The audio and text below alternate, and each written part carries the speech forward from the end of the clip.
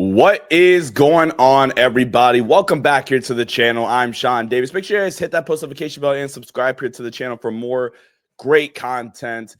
We're going to hop right into it today. On today's show, we're going to be previewing the Lakers contest tonight with the Orlando Magic, talk about the injury report, some positive injury news to report on for your Los Angeles Lakers. We're going to talk about Bronny James and kind of the weird cycle that is going around Bronny James and how I love the revisionist history that's kind of being discussed with Bronny right now. Then we're going to talk about the defense and how can they bounce back tonight after a pretty disappointing outing in the most recent contest against the Chicago Bulls, and if there should be any levels of concern for the Lakers currently. Like I said, you guys can follow me on Twitter at Sean_DAB. I'm back in the fold wearing my Final Four shirt.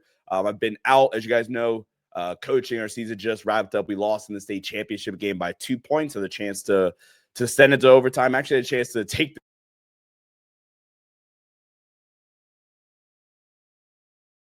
you guys' patience with me over the past, several weeks, if you will. But with that being said, let's dive in here. Let's kick things off, actually, with our Lakers and Magic preview. Tonight, the Lakers take on the Orlando Magic, 7 o'clock Eastern time, starting, another road trip for your Lakers. Like I said, 7 o'clock Eastern. A quick injury report for the Lakers heading into tonight's contest. LeBron James with the left groin strain is listed as probable. Rui Hachimura is actually listed as questionable. Rui's talked about how he feels the knee is about 80%. And he's, making his way back. So Rui's listed as questionable, and that'll probably be something that's decided, closer to game time as regards to Rui. This is a 4-game road trip. The Lakers will be out of town all week, including a game tonight against the Magic, a Wednesday night contest against the Indiana Pacers, then a second night of a back-to-back against the Chicago Bulls, and then they'll have a big-time matchup against the Memphis Grizzlies on Saturday to wrap up the week. So a week-long road trip, mostly on the East Coast. If we really, really briefly, and I'm going to, take this down, if we were to really briefly, take a look at the schedule, the upcoming schedule the standings for the Lakers. This is a big week. Like I said, you have Houston actually even on Monday in LA. I think you have 2 more matchups with the Rockets. You're 2 games out of the 2 seed in the Western Conference currently. You're right now sitting nice and pretty at the 4 spot. It would take a pretty, apocalyptic level of a collapse for the Lakers to fall out of the playoffs. They're 3 games up on the 7 seed in Minnesota Timberwolves, and they're 2.5 up on the Warriors for the 6 seed. And I guess some bit of good news is the Lakers, they've lost 2 in a row, but Golden State just lost recently. Steph's dealing with an injury. Memphis is on a 3-game losing streak. So even though you're kind of losing your ground on the 2 seed currently, you also, you've also kind of kept your ground as, the 4 seed right now. You're not losing much spot, but you play Memphis again. I want to say actually you might be playing Memphis twice before the end of the season. Let me quickly fact check that. No. Okay. So you play Memphis on Saturday, and the season series, I want to say, is in LA's favor. LA's up 2-1 in the season series currently against the Memphis Grizzlies. You have OKC twice. You do have Houston twice. You have Golden State again. So a lot of big-time games coming up. The Lakers sitting 43-27. They have an opportunity to win 50 games for the first time since the championship season, actually, if I recall correctly. The next year they didn't hit that benchmark. So, so fun times. But let's get to this game tonight against the Magic,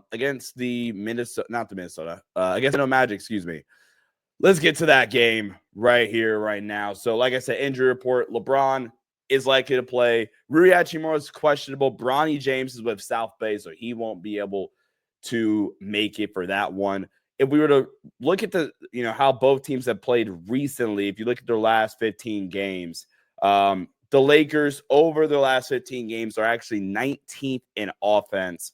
The Lakers in the last 15 games are 15th in defense. you look at the Orlando Magic, the Magic have always been, basically the entire season, the Magic have been a really, really good defense. Last 15 games, the Magic are 9th in defensive rating.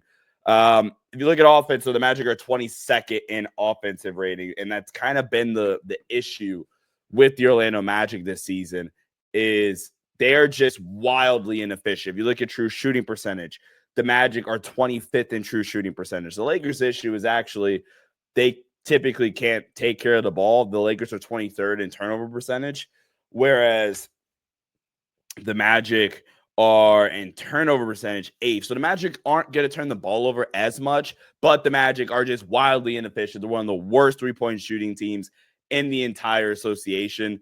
If we look at overall in the season, the Magic are dead last at three-point efficiency. They're shooting 31% from three on the season.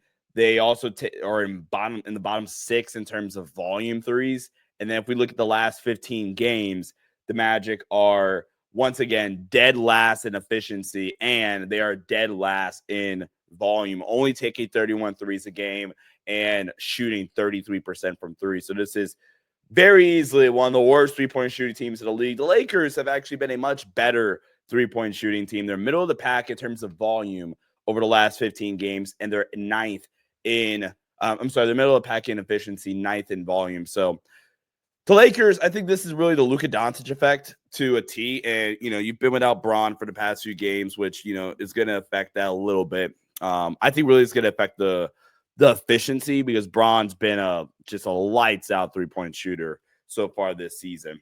And I think Bron kind of, getting back into form after the groin scare, if you will. Also getting Rui back. Rui coming back is going to be big for them because one of my biggest pet peeves, and, who knows if Rui's actually going to be able to play tonight, right?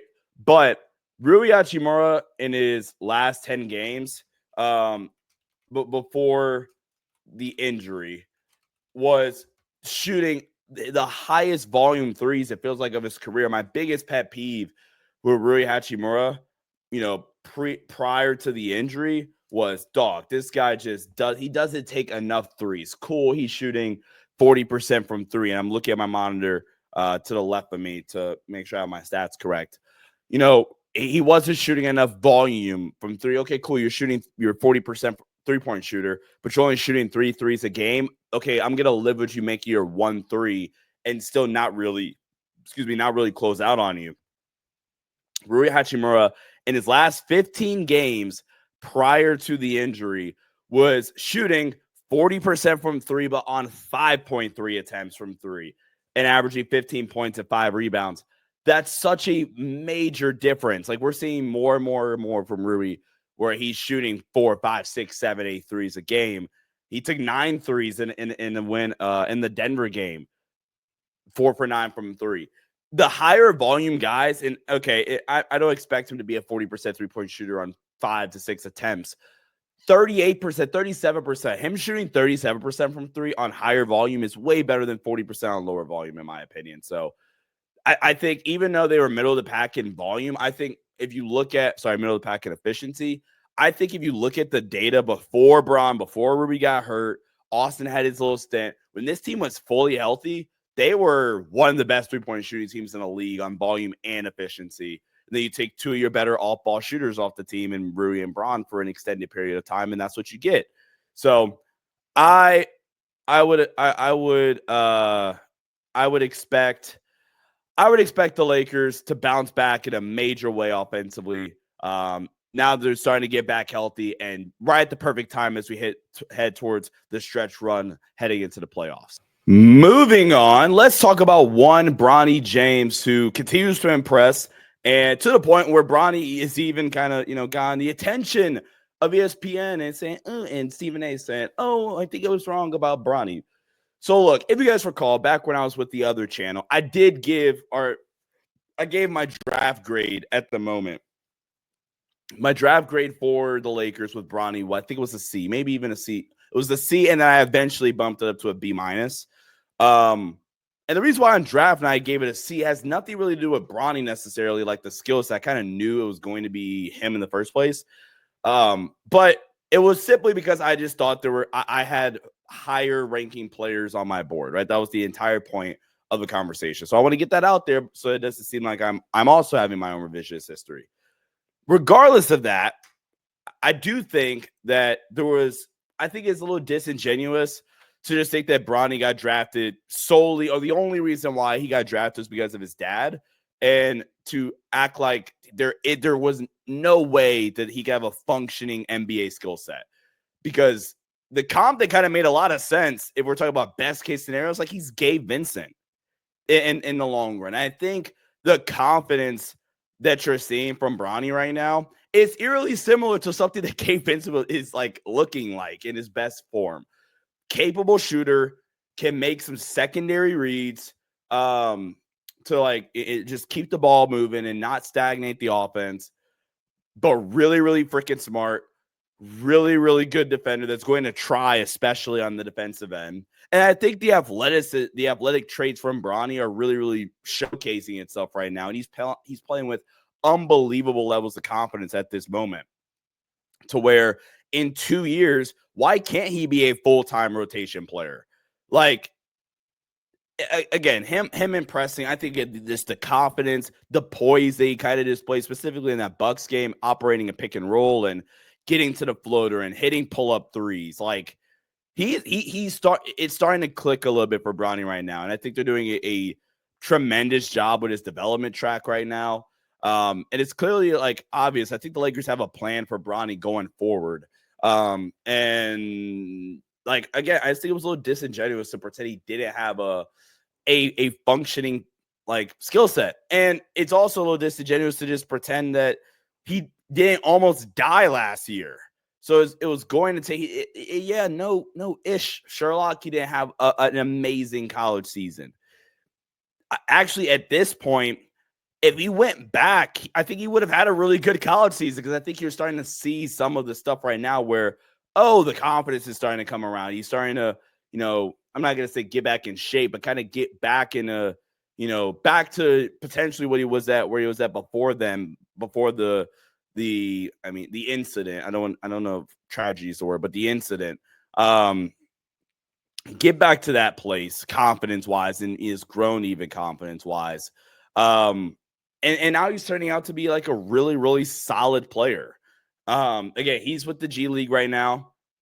I'm assuming that's going to be for the duration of the road trip. But yeah, man, I'm super, super happy for Bronny. I think he deserves it. He's been super fun actually to watch recently over this stretch. Now he's kind of starting to bounce back. And again, there's never been a 55th pick in the draft. We talk about the 55th pick in the draft as, we lost a light momentarily. There's never been, we talk about the 55th pick in the draft more than we talk about the freaking 7th pick in the draft. As a matter of fact, off the top of your head, because on top of my head, even was that Cody Williams? Or seven's, I think Cody is 7. See, this is actively proving my point. Like, we talk about some of these guys. We talk about Bronny James more than we talk about, like, seven's Clegan. That's right. Portland was 7. We talk about freaking Bronny. We talk about Bronny James more than we talk about Reed Shepherd. We talk about more than we talk about Ron Holland, more than Bub Carrington. Like, and some of these guys are actually producing. Tristan da Silva. But we're criticizing every small move the 55th pick does. We didn't even talk about like the 45th pick to this extent. Like, it's a little ridiculous. So Bronny continues to impress. I'm happy for Bronny. And super excited to see where, his development curve is going forward. Last thing, can the Lakers defense kind of bounce back? They had a really, really, really bad outing against the Chicago Bulls the other night, which honestly, it's a little hard for me to like penalize them too much, because when I look at the Lakers, that for one, that's kind of a bad game for Bron to come back in, because the Bulls play at this blistering pace. Like, the Bulls are playing at one of the fastest paces in NBA history. Their guards are a problem right now. So, like, it's admittedly kind of tough for that to be Bron's first game back. I feel like maybe this is just like a feel thing that typically when Bron comes back, that first game, maybe first couple games are a little bit weird for the team in terms of the team success. Like it takes them a second to kind of, recalculate and get back going. But like I said, now that they don't have a lot of time left, I do think at its core, this team's identity is we're going to be really good defensively. We're going to play hard. And honestly, I'm not too concerned about the team's defense as a whole. Now that they're getting everybody back, now that they're getting their size back, Bron's back in the fold, we're getting closer and closer to Rui's return. At the very least, it seems like Rui's going to be back on this road trip, and Rui is important for this team's size and versatility at the wing spot. Jackson Hayes, we talked about him a lot recently on this show. Jackson Hayes has played really, really well, and we talked about his ballpark. I think I might have sold it a little bit short. I think I said 2 years, $14 million. It might, or 2 years, like 12-ish million. It might be even more than that, honestly. The way he's played, I think he's kind of lost some of the versatility. He hasn't been as good of a perimeter defender this season, but he's been a much improved rim protector this season metrically. So the defense is something I'd be concerned about. I'd be more concerned about the fact that you turned the ball over 21 times and how the turnovers have kind of been a lingering kind of issue this season for this Lakers team. That would be something I'd be concerned with. Like LeBron, Luka, and Austin in the Bulls game combined for 14 turnovers. Now, granted, 12 of those turnovers came from LeBron and Luka. So I think it's just them not having the, such risk of high risk, passes. But I'm not really worried about the defense. I think we've seen enough from this team, especially when healthy. And again, some of the best teams in the league, you shut down Denver twice.